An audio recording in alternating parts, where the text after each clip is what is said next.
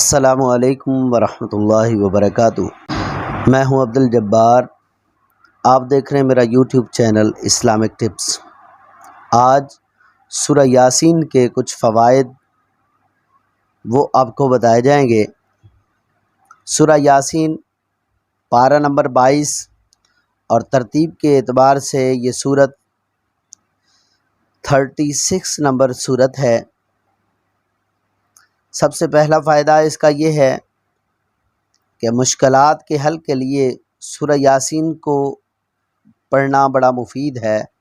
مشکلات کے حل کے لیے پڑھنے کا طریقہ یہ ہے کہ مشکلات و تکالیف، آفات و بلیات سے نجات اور اہم مقاصد میں کامیابی کے لیے سورہ یاسین باوضو اس طرح پڑھے کہ ہر مبین پر یا اللہ یا رحمان یا رحیم 11 دفعہ پڑھے، اور جب کلمہ کن یعنی اذا اراد شیئا ان یقول له کن فیکون پڑھے گا نا تو اس وقت کن پہ پہنچ کے پھر کہے گا یا اللہ یا غنی یا مغنی یا فتاح، یہ پڑھ کر یہ آیت ختم کرے گا اور مکمل کرے گا سورت۔ اس طرح اگر پڑھے گا تو انشاءاللہ تعالی سب تکالیف کا خاتمہ ہو جائے گا۔ دوسرا فائدہ، قرض کی ادائیگی کے لیے اگر بندہ چاہتا ہے کہ میرا قرض ادا ہو جائے تو اس کے لیے پڑھنے کا طریقہ یہ ہے کہ سورہ یاسین روزانہ باوضو بعد نماز عشاء 7 مرتبہ پڑھے۔ یہ عمل قرض کی ادائیگی کے لیے بہت فائدہ مند ہے۔ انشاءاللہ تعالی جلد ہی قرض سے نجات حاصل ہوگی۔ تیسرا ہے کہ بعض لوگوں کو بھول جانے کا مرض ہوتا ہے، نسیان کا مرض ہوتا ہے، تو اس کے لیے بھی سورہ یاسین سے فائدہ اٹھایا جا سکتا ہے کہ سورہ یاسین عرق گلاب میں زعفران حل کر کے اس سے باوضو لکھیں اور عرق گلاب میں حل کر کے 41 دن پئیں۔ انشاءاللہ تعالی بھولنے کے مرض سے نجات حاصل ہوگی۔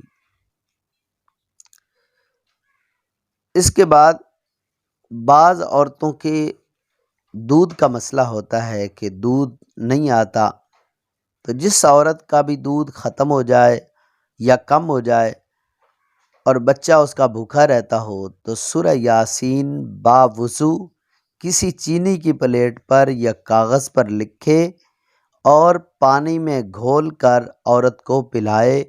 انشاءاللہ تعالی عورت کا دودھ زیادہ ہو جائے گا اور بچہ سیر ہو جائے گا، اس کی بھوک مٹ جائے گی۔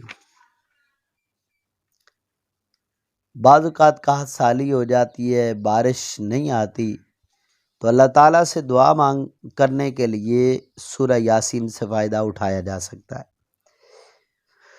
تو بارش حاصل کرنے کے لیے، خشک سالی سے نجات اور بارش رحمت طلب کرنے کے لیے باوضو سورہ یاسین 75 دفعہ یا 41 مرتبہ پڑھے۔ انشاءاللہ تعالی بارش رحمت خوب برسے گی اور فصل اور کھیتی خوب سیراب ہوگی۔ بعض اوقات بندے کو جیل سے واسطہ پڑ جاتا ہے، قید ہو جاتا ہے، تو جو قید ہو جائے اس کی رہائی کے لیے بھی سورہ یاسین ہمیں بڑا فائدہ دیتی ہے۔ پورے یقین کے ساتھ بندہ اگر اس سے فائدہ اٹھائے تو بہت مفید ہے کہ کوئی شخص بھی قید ہو جائے، اس کی رہائی ناممکن ہو یا مشکل ہو تو باوضو 75 دفعہ سورہ یاسین پڑھے۔ اگر اکیلا نہ پڑھ سکتا ہو تو چند آدمی مل کر پڑھ لیں تو انشاءاللہ تعالی قیدی جلد ہی قید سے رہا ہوگا۔ متفرق فوائد کے لیے بھی بندہ سورہ یاسین کو پڑھ سکتا ہے۔ ایک بار صبح ایک بار شام اللہ تعالیٰ کی رضا کے لیے پڑھے گا تو اللہ کی رضا اور محبت نصیب ہوگی۔ شفا کے لیے پڑھے گا تو شفا نصیب ہوگی۔ اگر ایمان کی سلامتی کے لیے پڑھے گا تو ایمان سلامت رہے گا۔ اگر دفع سکرات موت کے لیے پڑھے گا تو آسانی نصیب ہوگی۔ दौलत के हुसूल के लिए 3 बार रोज़ाना पढ़ता रहे, दौलतमंद हो जाएगा। और दफ़ा दुश्मन के लिए पढ़ेगा तो दुश्मन दफ़ा होंगे। जिस काम के लिए पढ़ेगा वो काम आसान हो जाएगा। तो प्यारे व्यूवर्स, आपने सूरह यासीन के फ़वाइद सुने। अब इसके फ़वाइद को हासिल करने के लिए ये ख़ुद भी पढ़ी जा सकती है सूरह यासीन, और इसकी तिलावत सिर्फ़ सुनना भी इंसान को फ़ायदा देता है। लिहाजा कारी अब्दुल बासित उनकी आवाज़ में तिलावत भी पेश की जाएगी। तवज्जो से सुनेंगे, इंशाअल्लाह उसका भी फ़ायदा होगा। अऊज़ु बिल्लाहि मिनश्शैतानिर रजीम। बिस्मिल्लाहिर रहमानिर रहीम। यासीन वल क़ुरआनिल हकीम। इन्नका लमिनल मुरसलीन अला सिरातिम मुस्तक़ीम। तंज़ीलल अज़ीज़िर रहीम। लितुन्ज़िर क़ौमम मा उन्ज़िर आबाउहुम फ़हुम गाफ़िलून। लक़द हक़्क़ल क़ौलु अला अक्सरिहिम फ़हुम ला युमिनून। इन्ना जअलना फ़ी अअनाक़िहिम अग़लालन फ़हिय इलल अज़क़ान फ़हुम मुक़महून। वजअलना मिन बैनि अयदीहिम सद्दन व मिन ख़ल्फ़िहिम सद्दन फ़अग़शयनाहुम फ़हुम ला युबसिरून। वसवाउन अलैहिम अअन्ज़रतहुम अम लम तुन्ज़िरहुम ला युमिनून। इन्नमा तुन्ज़िरु मन इत्तबअ व ख़शियर रहमान बिल-ग़ैब फबश्शिरहु बिमग़फ़िरतिन व अज्रिन करीम। इन्ना नहनु नुह्यिल मौता व नक्तुबु मा क़द्दमू व आसारहुम व कुल्ल शैइन अहसैनाहु फ़ी इमामिन मुबीन। वज़रिब लहुम मसलन अस्हाबल क़रियह इज़ जाअल मुरसलून। इज़ अरसलना इलैहिम इत्नैनि फ़कज़्ज़बूहुमा फ़अज़्ज़ज़ना बिसालिसिन फ़क़ालू इन्ना इलैकुम मुरसलून। क़ालू मा अंतुम इल्ला बशरुम मिस्लुना वमा अंज़लर रहमानु मिन शैइन इन अंतुम इल्ला तकज़िबून। क़ालू रब्बुना यअलमु इन्ना इलैकुम लमुरसलून वमा अलैना इल्लल बलागुल मुबीन। क़ालू इन्ना ततय्यरना बिकुम लइन लम तंतहू लनरजुमन्नकुम वलयमस्सन्नकुम मिन्ना अज़ाबुन अलीम। क़ालू ताइरुकुम मअकुम अइन ज़ुक्किरतुम बल अंतुम क़ौमुम मुस्रिफ़ून। वजाअ मिन अक़सल मदीनति रजुलुन यसअ क़ाल या क़ौम इत्तबिउल मुरसलीन। इत्तबिउ मन ला यसअलुकुम अजरन व हुम मुहतदून। वमा लिय ला अअबुदुल्लज़ी फ़तरनी व इलैहि तुरजऊन। अअत्तख़िज़ु मिन दूनिही आलिहतन इन युरिदनि रहमानु बिदुर्रिन ला तुग़नि अन्नी शफ़ाअतुहुम शैअन व ला युनक़िज़ून। इन्नी इज़न लफ़ी ज़लालिम मुबीन। इन्नी आमन्तु बिरब्बिकुम फ़स्मऊन। क़ील उद्ख़ुलिल जन्नह क़ाल या लैत क़ौमी यअलमून बिमा ग़फ़र ली रब्बी वजअलनी मिनल मुकरमीन। वमा अंज़लना अला क़ौमिही मिन बअदिही मिन जुन्दिन मिनस समाइ वमा कुन्ना मुनज़िलीन। इन कानत इल्ला सयहतन वाहिदतन फ़इज़ा हुम ख़ामिदून। या हसरतन अलल इबाद मा यअतीहिम मिन रसूलिन इल्ला कानू बिही यस्तहज़िऊन। अलम यरौ कम अहलकना क़ब्लहुम मिनल क़ुरूनि अन्नहुम इलैहिम ला यरजिऊन।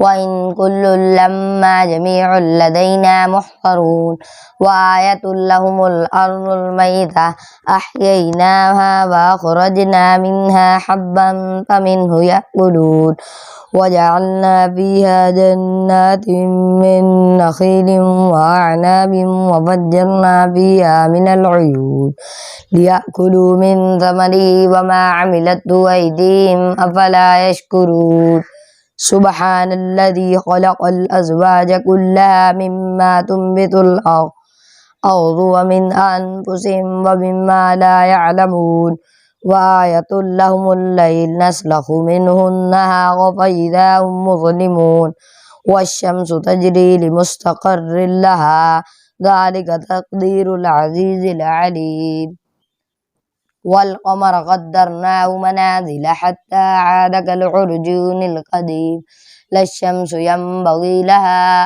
أن تدرك القمر ولا الليل سابق النهار وكل في فلك يسبحون وآية لهم أنا حملنا ذريتهم في الفلك المشحون وخلقنا لهم من مثلهم ما يركبون وإن نشأ نغرقهم فلا صريخ لهم ولا هم ينقذون إلا رحمة منا ومتاعا إلى حين وإذا قيل لهم اتقوا ما بين أيديكم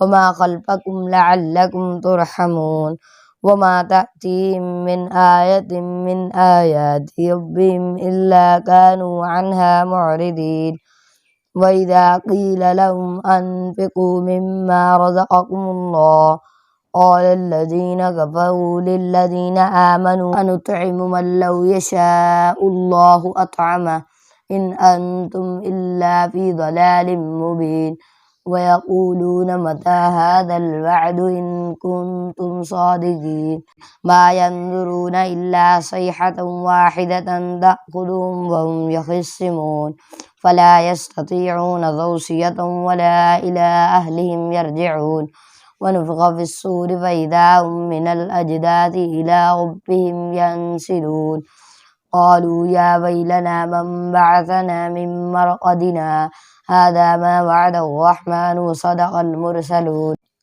إن كانت إلا صيحة واحدة فإذا هم جميع لدينا محضرون فاليوم لا تظلم نفس شيئا ولا تجزون إلا ما كنتم تعملون إن أصحاب الجنة اليوم في شغل فاكهون هم وأزواجهم في ظلال على الأرائك متكئون لهم فيها فاكهة ولهم ما يدعون سلام قولا من رب رحيم وامتازوا اليوم أيها المجرمون ألم أعهد إليكم يا بني آدم ألا تعبدوا الشيطان إنه لكم عدو مبين وأن اعبدوني هذا صراط مستقيم ولقد أضل منكم جبلا كثيرا أفلم تكونوا تعقلون هذه جهنم التي كنتم توعدون اصلوها اليوم بما كنتم تكفرون اليوم نختم على أفواههم وتكلمنا أيديهم وتشهد أرجلهم بما كانوا يكسبون ولو نشاء لطمسنا على أعينهم فاستبقوا الصراط فأنى يبصرون ولو نشاء لمسخناهم على مكانتهم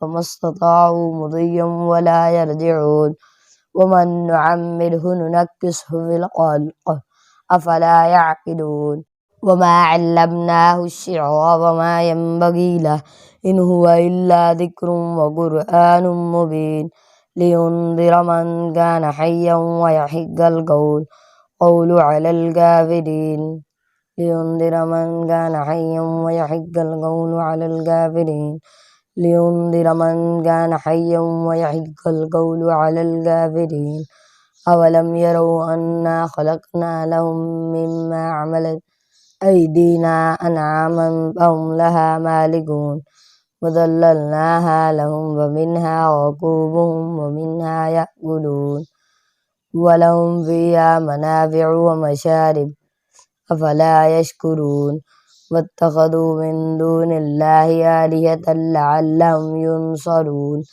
لا يستطيعون نصرهم وهم لهم جند محضرون ولا يحزنك قولهم إنا نعلم ما يسرون وما يعلنون ولم ير الإنسان أنا خلقناه من نطفة فإذا هو خصيم مبين وضرب لنا مثلا ونسي خلقه قال من يحيي العظام وهي رميم قل يحيي الذي أنشأها أول مرة وهو بكل خلق عليم الذي جعل لكم من الشجر الأخضر نارا فإذا أنتم منه توقدون أوليس الذي خلق السماوات والأرض بقادر على أن يخلق مثلهم بلى وهو الخلاق العليم إنما أمره إذا أراد شيئا أن